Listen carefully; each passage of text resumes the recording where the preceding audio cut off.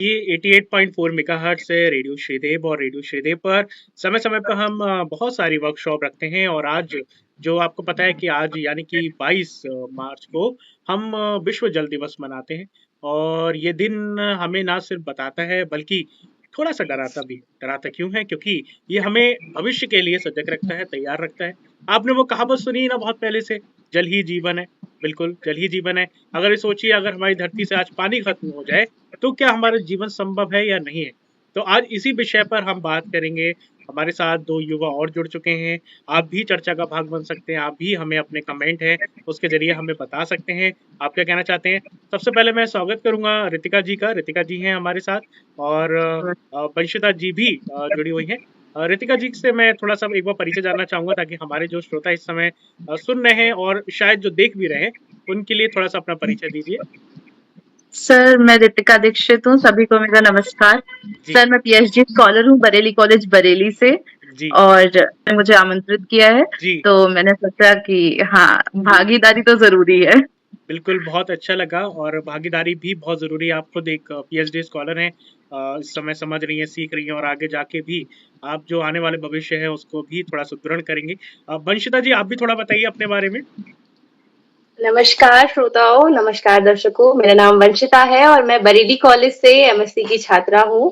Botany से MSc कर रही हूँ और आज वैभव सर ने मुझे आमंत्रित किया है इस चर्चा में। जल दिवस के बारे में हम बात करेंगे। जल इतना इम्पोर्टेंट है आज की लाइफ में, तो जी। उस पर हम चर्चा करेंगे। सबसे पहले हम रितिका जी आप ही के पास आते हैं। देखिए बहुत से लोगों का ये सवाल रहता है कि इतना ज़्यादा जल दिवस पर बात करने की क्या ज़रूरत है या जल पे बात करने की क्यों ज़रूरत है? क्योंकि अभी भी ख़ास तौर से हम जिस हिस्से में हम बरेली में आप जानते हो, यहाँ का वाटर लेवल ठीक है कम हुआ है लेकिन आजकल इतना तो है कि आसानी से पानी आ जाता है। तो शायद ऐसी बहुत सी जगह होंगी देश में, जहाँ पर लोगों को लगता होगा कि शायद पानी खतरे में नहीं है, मतलब कोई इतनी आवश्यकता नहीं है। तो क्यों हमें जल दिवस मनाने की ज़रूरत पड़ रही है? थोड़ा-सा बताइए इसके बारे में।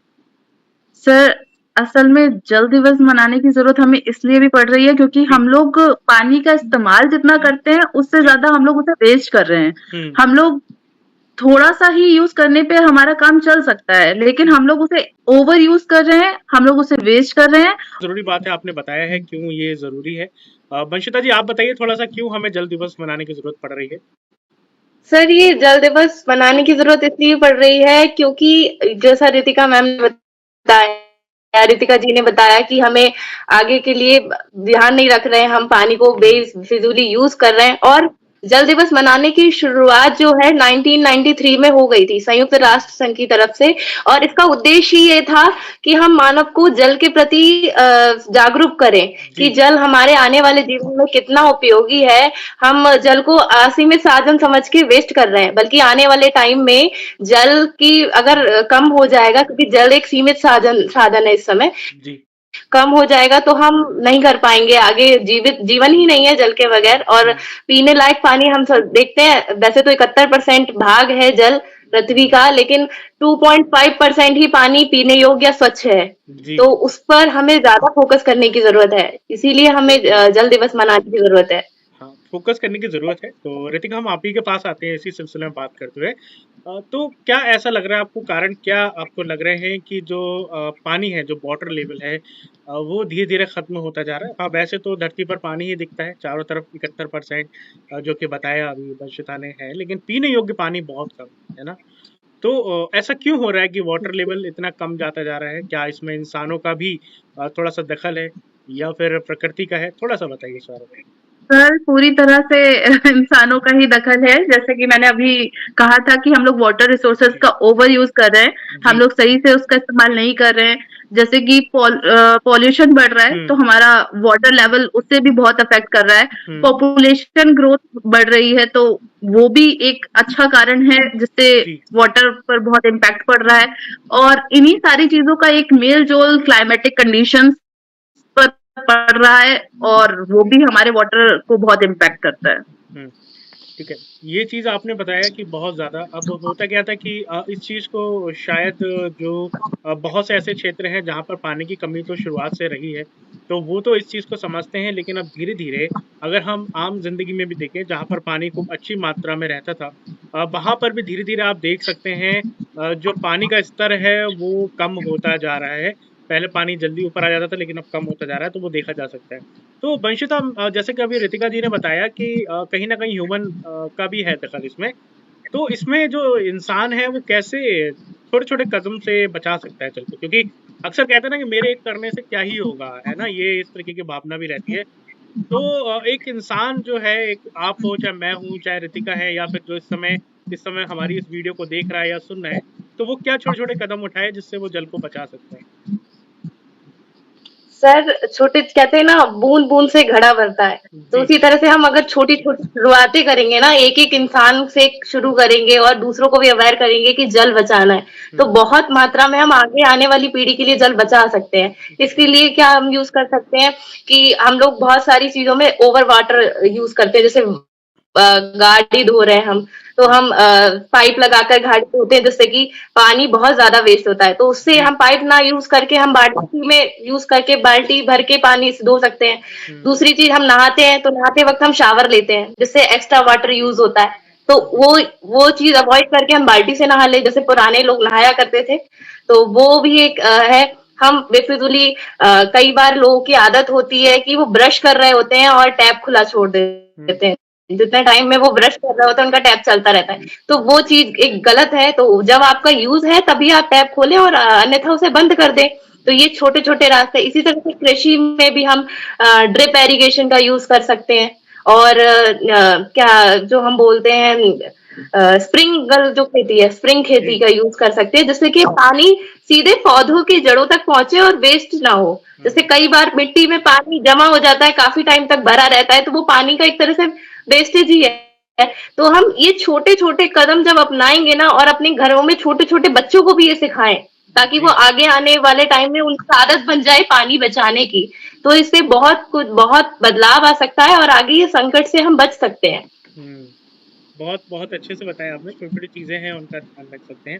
अब रितिका के पास आते हैं, उनसे हम जानते हैं कि देखिए, भारत एक जो है वो इस समय हम शायद आपने आज से 5 साल पहले 8th या 9th या 10th या हो सकता है 12th क्लास में आपने पढ़ा होगा कि भारत जो आबादी में था वो दूसरे नंबर पे था। हम चीन को 1 नंबर पे आते थे, लेकिन आजकल के बच्चे हैं छोटे से, और हम भी शायद, अगर जनरल नॉलेज की बात करें तो हम ये पढ़ते हैं कि सबसे बड़ा आबादी वाला देश कौन सा है, भारत है। तो भारत उसमें आ चुका है ना। तो भारत जैसे देश, जिसमें दुनिया की सबसे बड़ी आबादी यहाँ रहती है, उसके लिए कितना जरूरी हो जाता है जल का बचाव? जल का बचाना बहुत ही जरूरी है, क्योंकि आने वाली जनरेशन्स में अगर हमारे पास पानी नहीं होगा तो हम बहुत सारे लेवल्स पे अफेक्ट करेंगे। हमारा हाइजीन लेवल बहुत हद तक अफेक्ट करता है। हमारा पर्सनली हमें पानी पीने के ड्रिंकिंग वाटर बहुत जरूरी होता है।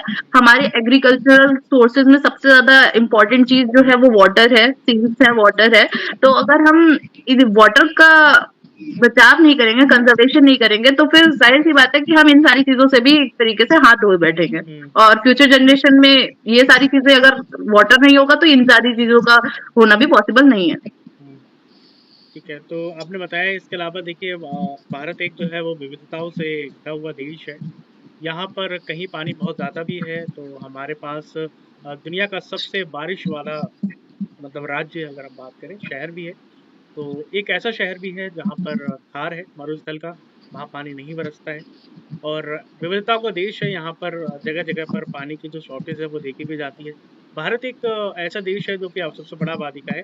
तो ये भारत के लोगों की जिम्मेदारी भी है कि वो आने वाली पीढ़ी को जो जल है उसे उपलब्ध कराए, जैसे हमारी पीढ़ी ने हमको उपलब्ध कराया।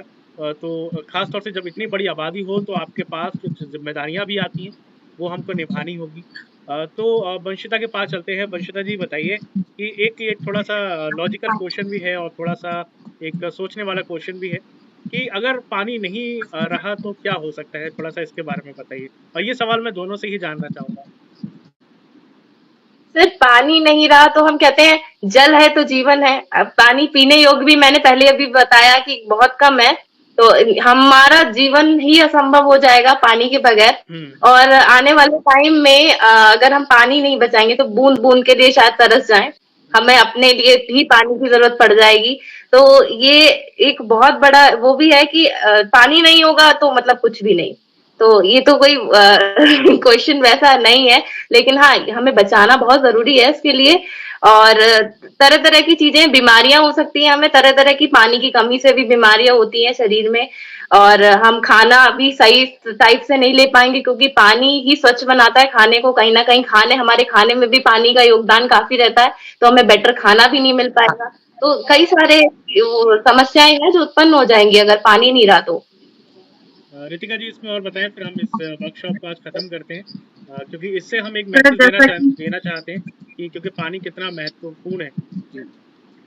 सर जैसा कि मैंने आपको बताया अभी कि बहुत सारी लेवल्स पर वाटर ना होना हमें अफेक्ट करेगा। जी। जैसे कि हमारा एग्रीकल्चर फील्ड बहुत अफेक्ट होगी, हमारा ड्रिंकिंग वाटर ही नहीं होगा तो जाहिर सी बात है हमारे शरीर में बहुत सारी डेफिशिएंसी हो जाएंगी, हम लोग कमजोर हो जाएंगे, डिहाइड्रेटेड हो जाएंगे, हम कोई काम नहीं कर पाएंगे। आपने अभी कुछ समय पहले एक न्यूज आई थी जिसमें आईएएस चीना डावी मैम ने वाटर कंजर्वेशन पे बहुत अच्छा काम किया था। बाड़मेर शायद डिस्ट्रिक्ट है, जहां तक मैं सही हूँ अगर, तो वहां पर मैम ने वाटर कंजर्वेशन मैनेजमेंट का पूरा काम संभाला था और उस डिस्ट्रिक्ट में इतना अच्छा काम किया था कि हमारी राष्ट्रपति द्रौपदी मुर्मू जी ने उन्हें 2 करोड़ रुपए का से पुरस्कार दिया था और कहा था कि ये 2 करोड़ रुपए फिर से वाटर मैनेजमेंट सिस्टम में हम लोग लगाएंगे। तो शायद बहुत अच्छे कोशिशें, बहुत अच्छे प्रयास चल भी रहे हैं और कुछ लोग बहुत अच्छे से ध्यान दे रहे हैं, कुछ लोग नहीं दे रहे हैं। हम लोग अच्छे से इस बात पे चर्चा कर रहे हैं, शायद इससे भी कुछ लोग अवेयर होंगे। लाइक हम लोग बहुत सारे छोटे-छोटे चीज़ों पे ध्यान नहीं देते हैं। जैसे कि अभी वंशिता ने हम लोगों को बताया कि टैप भी हम लोग खुला छोड़ देते हैं। हम लोग लीकेज भी नहीं ध्यान देते हैं सर। हम लोग वाटर प्यूरीफायर का और एसी का जो वेस्ट वाटर होता है, हम लोग उसका भी रीयूज़ कर सकते हैं। अगर हम लोग ऐसा करते हैं तो बहुत सारे काम हम लोग पानी से जुड़े जो काम होते हैं, वो उनसे भी निपटा सकते हैं, बट हम लोग नहीं करते हैं, वो उन्हें बहने देते हैं। तो अगर हम इन चीज़ों को बचा के रखेंगे, तो शायद हम फ्यूचर जनरेशन के लिए एक अच्छा वाटर सोर्स बचा के रख सकते हैं। तो बहुत ही अच्छे से आपने बताया है, और ये सभी लोगों के लिए एक बहुत बड़ी बात भी है कि अब समय आ गया है। अब वो समय नहीं है कि जब हम सोचें, अब वो समय है जब हमें कदम उठाने ही पड़ेंगे। अब हम ये नहीं सोच सकते कि कल से करेंगे, परसों से करेंगे या अगले साल से करेंगे। पानी को बचाना आज की सिर्फ आवश्यकता नहीं बल्कि ज़रूरत भी है। तो इसको बचाइए, और जो कहा जाता था जल ही जीवन है, उसको मूल मंत्र बनाइए, क्योंकि अगर जल नहीं है तो ना ये खाने के लिए खेती है हमारे पास, ना कोई फसल है, ना रहने के लिए, ना पीने के लिए पानी होगा, तो हम इसमें जीवित भी नहीं रह पाएंगे। तो इसी संदेश के साथ हम आज की वर्कशॉप खत्म करते हैं, और आपका एक बार फिर से रितिका दीक्षित जी समय देने के लिए, वंशिता गंगवार जी आपका भी बहुत बहुत धन्यवाद हमारे इस आज के इस कार्यक्रम में पार्टिसिपेट करने के लिए। Thank thank you, you thank so much you. Sir. Thank